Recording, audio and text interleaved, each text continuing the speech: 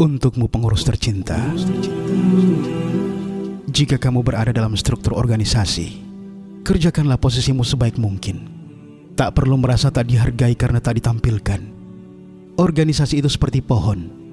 Jika posisimu sebagai batang, maka jadilah batang yang kokoh untuk menopang pohon itu. Jika posisimu sebagai cabang, maka jadilah cabang yang mampu menggandeng setiap ranting dan daun. Jika posisimu sebagai daun, maka jadilah daun yang rimbun, supaya pohon bermanfaat untuk menaungi orang kepanasan. Jika posisimu sebagai buah, maka jadilah buah yang manis, supaya nama baik pohonmu terjaga. Jika posisimu sebagai bunga, maka jadilah bunga yang merekah indah, supaya pohonmu terhiasi dan dikenali orang. Bahkan jika posisimu sebagai akar, maka jadilah akar yang kuat mencengkram tanah, demi tegaknya seluruh struktur pohon tersebut. Maka hendak